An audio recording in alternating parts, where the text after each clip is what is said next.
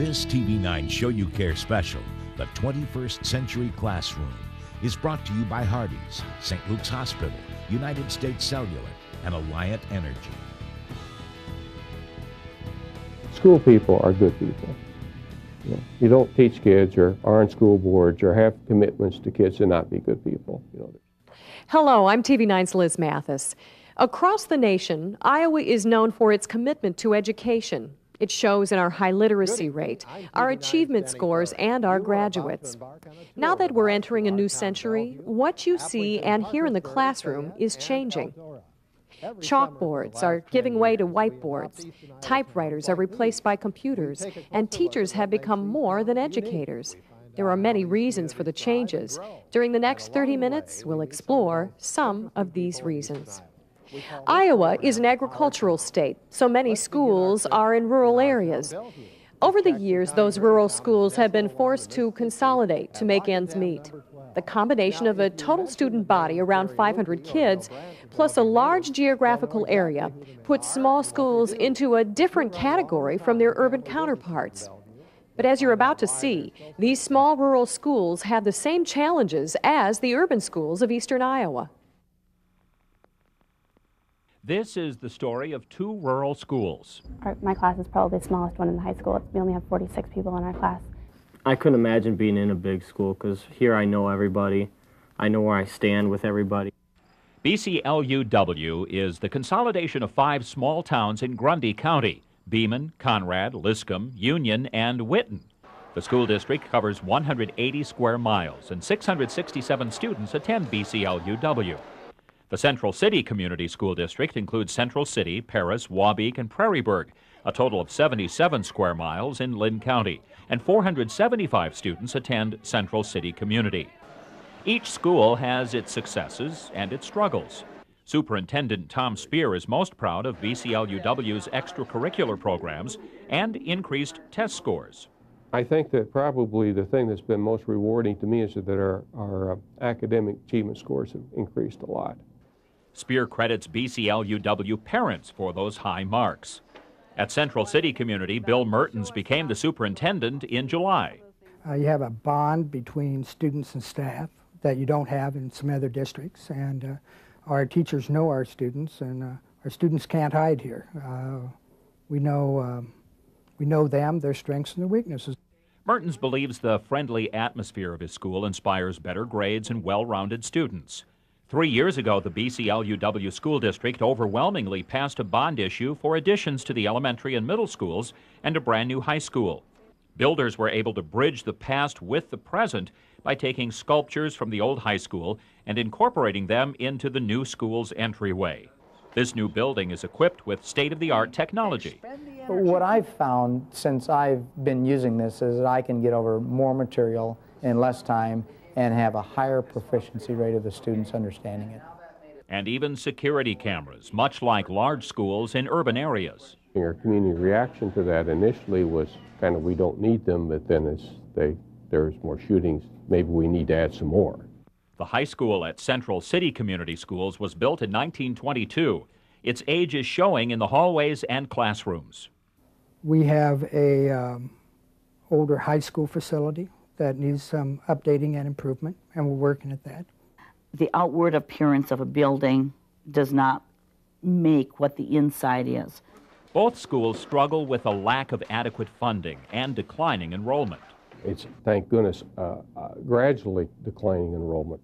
But it's the changing student population that seems to be the most challenging for administrators and teachers. In some respects, teaching has become more like parenting than it used to be. We don't have near the 2-parent homes we had when I started teaching, And not to say that there aren't 1-parent families out here doing a tremendous job. There's lots of them doing it's just not the same as when there's 2. I mean, you can tell it when you're in the school. I think today's students grow up faster. More and more of them have jobs than ever before. Well, the students have changed because of the lack of ability we have to discipline them.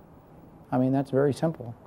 I mean, 20 years ago, you had more support at home than you had at school.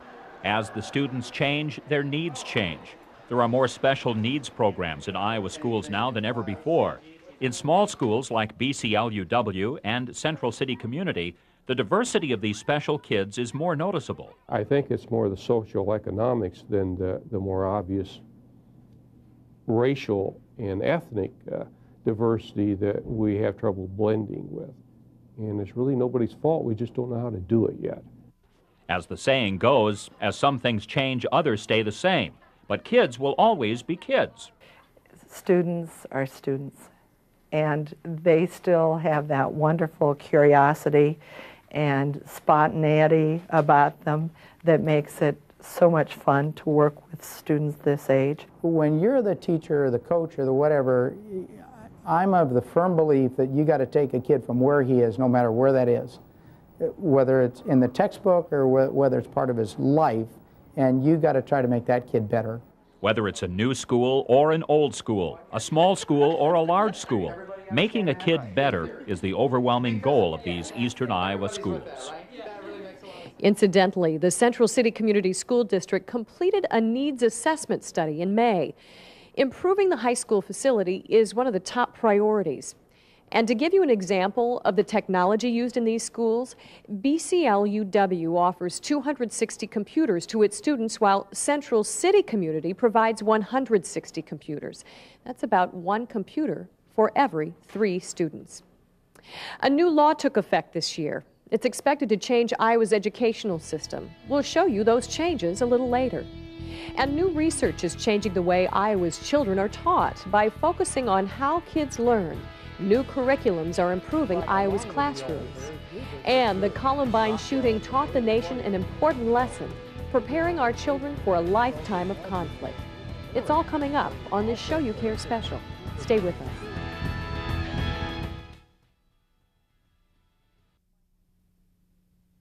My hope with the teacher compensation law is that it keeps quality teachers in the classroom, whether they are beginning teachers, midway in their career, or experienced teachers. I just think it's real important for our kids to have teachers who want to be in the classroom and want to work with them. The new teacher compensation law took effect July 1st, 2001 in the state of Iowa. $40 million has been set aside to fund the program. Governor Tom Vilsack believes this law will address some of Iowa's education problems. We are faced with a serious problem in terms of the number of teachers that will be retiring in the next 10 years and the number of teachers that we are able to retain who start teaching in Iowa. Lawmakers created the law to attract and retain quality teachers through a mentoring program and by raising educators' salaries.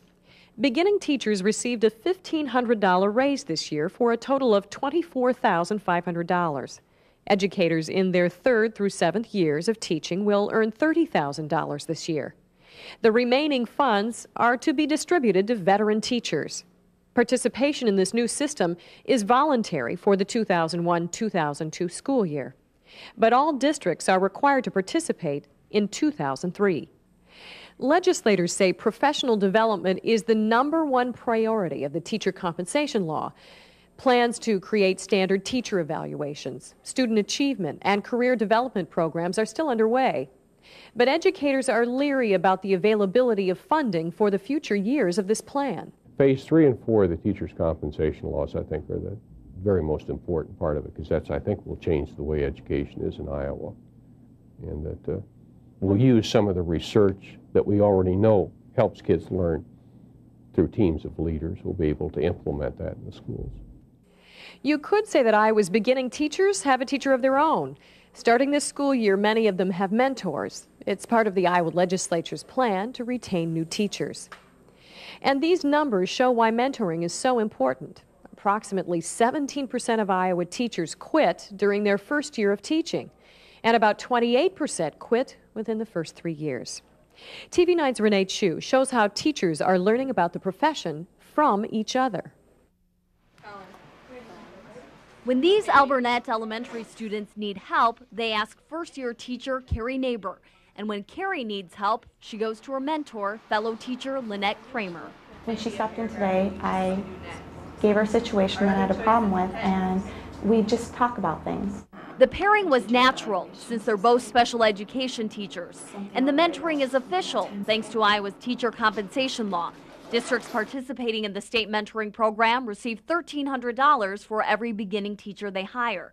$300 of it covers training and administrative costs. $1,000 goes to the teacher who offers to be a new teacher support system. Just to get her off on the right foot, and not just through the first couple weeks of school, but through the first couple of years. Each participating school district can develop its own mentor training or can go through a teacher mentoring academy at the Grant Wood Area Education Agency. It's offering 5 sessions this school year to help experienced teachers gain experience in mentoring. The new teacher is afraid to ask a question because they might seem incompetent, and the veteran teacher is afraid to offer advice because they might be seen as interfering. And so having a structure breaks down those barriers. So when it comes to getting the most out of these mentoring relationships, you could say they're a lot like teacher-student relationships. One-on-one time is critically important. The Teacher Mentoring Academy recommends daily contact and a formal meeting at least every other week. Lynette's been very helpful with just tidbits of information. The advice that she gives cannot match anything that you read in a textbook. It's learning on the job from one who's mastered its lessons. In El Burnett, Renee Chu, KCRG, TV9 News. Grant Wood AEA held 2 full-day sessions to help teachers become effective mentors. About 60 Eastern Iowa teachers signed up for that session in August. Curriculum standards are going beyond reading, writing, and arithmetic. Science, math, and reading lessons are now based on classroom research. How we learn is just as important as what we learn. We'll explain later in the show. Do you know how to handle conflict effectively? Children of all ages and grade levels are learning a lifetime skill, conflict resolution. We'll show you why this program is so important to our schools. We'll be right back, right after this. I want the kids to understand the role of humans with nature and have an appreciation for our environment, taking care of the environment by making sure animals have what they need to survive.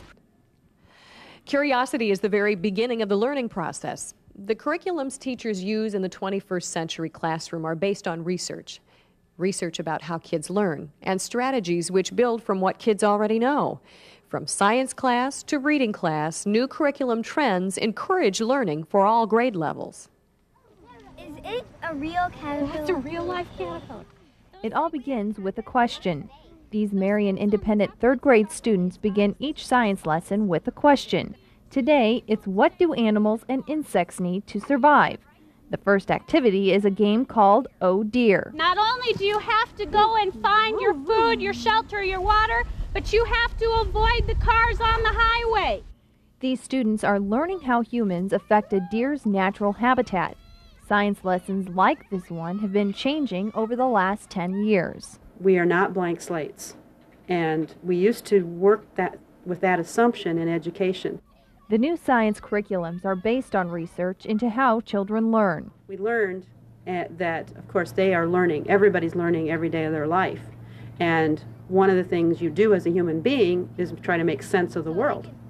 So you're taking in all your experiences and you're making sense of the world. And so you already come with ideas about how that world works. In a nearby butterfly garden, these 3rd graders move on to collecting data about an insect's habitat. It helps to change the knowledge from what they already understand to something that we're learning about.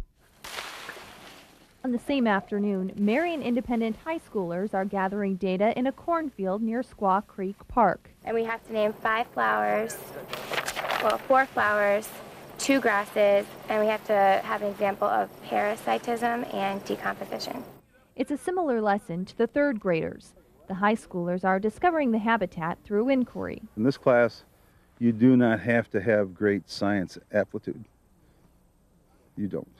You just have to be curious. Before the G, so they have I-N-G at the end, I-N-G at the end.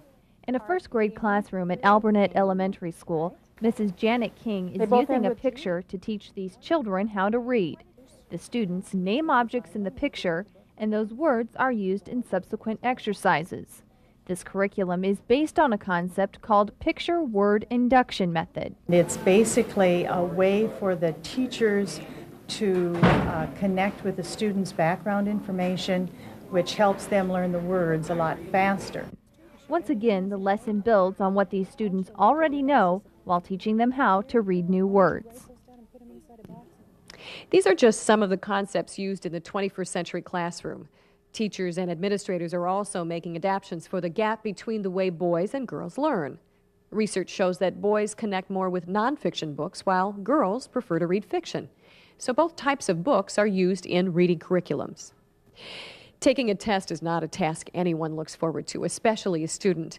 But the Iowa Basic Skills Testing Program at the University of Iowa has spent decades developing aptitude tests. They've become an Iowa tradition. The thing is, the Iowa tests are sort of synonymous with achievement testing. There's no question about that. The first Iowa tests were given to high school students in 1929. At that time, the tests were created as an academic contest, a diversion from spring sporting events. Now there are 13 different versions. The Iowa Test of Basic Skills is given to elementary and middle school students, and high schoolers take the Iowa Test of Educational Development, the ITED. 5 to 6 million students in the United States and around the world take those Iowa tests. They're sold outside the state of Iowa by the publisher. But the University of Iowa administers the testing program on a voluntary basis in our state. The purpose of the tests is to give students, their parents, and their teachers information about that student's strengths and weaknesses.